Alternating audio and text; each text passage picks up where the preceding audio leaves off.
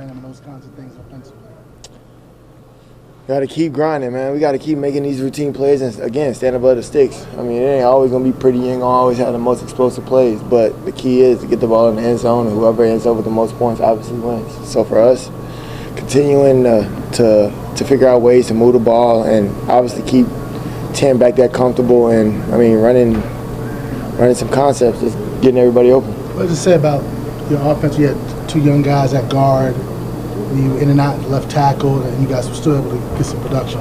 Yeah, they did a great job. We were behind them all game, and obviously going into the game, we knew that we were going to run the ball. So just trusting the out lineman, no matter who it is. Obviously, we missed the key pieces that was in there, Zach, T. Smith, guys of that nature. But obviously, we got to play as a unit, and we're all together. So building that confidence in the guys that's coming up, having them be themselves, and play the game that they've always played. How healthy is the shoulder, and how much pride do you take going out there each week banged up and still giving it your all? Man, I'm banged up. I ain't gonna even lie to you, and that's just what it is, bro. It's that time of the year in the season. So I ain't gonna get no specifics, but yeah, no, we straight. But as far as for me, man, the pride is unbelievable. I'm willing to do whatever to go out there and have my presence felt. And if it's, not so much if it's not, but with me being out there, I feel like the guys are more comfortable and they're able to play as confident and as fast as they want, knowing they'll get the looks that they want. And man, I'm all for the team winning, as you can, if you can't tell by now. Is there things you can't do?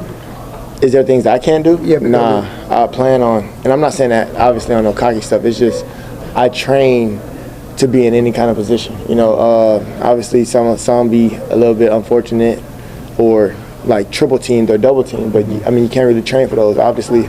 But as far as conditioning and running the routes and getting open and blocking and making handoffs, all that, banged up. all of it, yeah, it's tough. But bro, I love the game of sport. I love who I play for. I love who I'm doing it for. I love everything that the game has to offer. So with that, I'm giving it full-fledged. Is this as banged up as you've been in your time? For sure.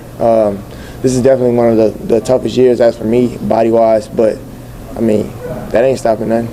That's for sure. Do you learn to tolerate this kind of short week, or do you learn how to deal with it? You gotta not so much deal with it. You gotta learn how to approach it. And obviously we had a Monday night, then a Sunday night, and now a Thursday night. So with that, you gotta have the right preparation, right team around you to continue to put your body back together after you beat it up Sunday or whatever the case may be. So as for me, just preparing the right way, taking care of my body, doing everything that I need to do to feel as fresh as possible. What can you take from Cooper Rush? He had his best game since coming in and playing for Dak. What can you take from that going forward? I've seen him do it plenty of times. I played a couple seasons with him now, so I'm very familiar with what he does back there and how comfortable he is. And as for me, I literally got to just do my job, and that's to continue to stay open, have him have that confidence that he's going to have a guy that's open regardless. And yeah, man, I just want him comfortable back there so he can play the game that he wants to play and have those 200, 2 touchdowns, 250, if you will, type games. And those are confidence boosters, and they're good for his mental, obviously going into the week after. Luke's touchdown came when you were double teamed. Terp's touchdown against Houston came when you were double teamed. How much pride do you kind of take when you see guys get wide open and you've been double teamed on that? I love it. And I can't preach it enough here. I tell the guys, make them guard me. If you're going to give me one-on-one, that's cool. Let me do what I got to do. And then at some point, they're going to bring another guy. And then y'all take over. Y'all are one-on-one. You know what I'm saying? And I know when I first came in, obviously I had Coop and MG, so they couldn't double team anybody. And I took it as disrespect, so I kind of told those guys, bro, if they're double teaming me, bro, take it as disrespect. They feel like their guy can guard y'all, one-on-one with no help. It's crazy. So for that, man, I'm happy for the guys, man. I'm always happy. I'm, if not the happiest, as you see when Terp scores, bro, I'm ecstatic. Speaking of crazy, with everything that's happened here this year, we know why you're playing, to win. Yeah. The fact that you're leading the league in receptions with everything this team has been through, how surprised are you by that? You just surprised me. I didn't know that. Man, I'm here to work every week. I put my best foot forward. Thank God for every opportunity, and obviously I lay it all on the line for those guys. And it shows through my play. I don't really do too much talking when I'm out there on the field, but that's a good feeling. One of the fastest guys you've ever played with? Turpin Hollywood. I play with some fast guys now. Right, that's true. Because he was saying that on the return, you guys were talking about how fast he was going to go. So when you saw the final number, were you surprised by that, the 21? Nah.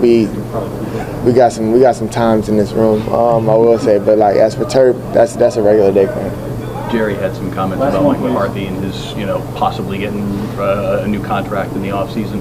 What do you think about just the job that McCarthy's done, especially given how crazy a season this has been?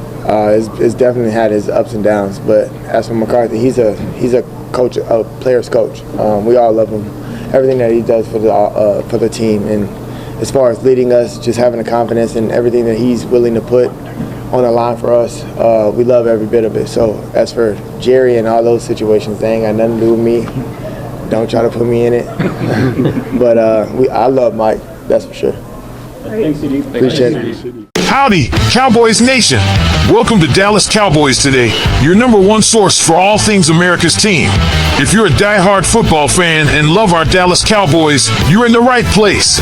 So don't forget to smash that like button and subscribe to stay updated with all the latest Cowboys news. Let's get started. Movie camera, hey, Cowboys Nation. Today, we've got some news that's bound to stir emotions and offer a fresh perspective on our team's future. Does keeping Mike McCarthy as head coach in 2025 still make sense? And more importantly, how are the players reacting to those firing rumors? Stick around, because this story might just change how you see things.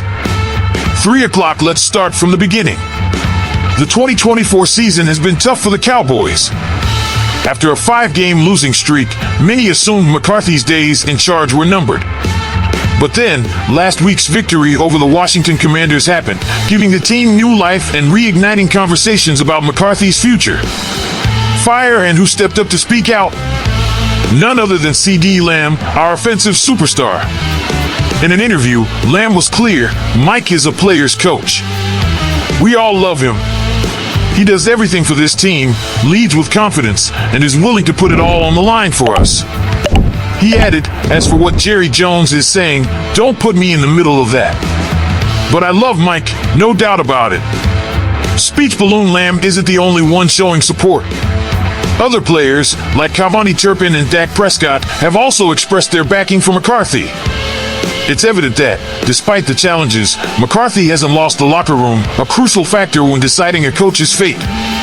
Broken Heart, on the other hand, we know the final decision doesn't rest with the players.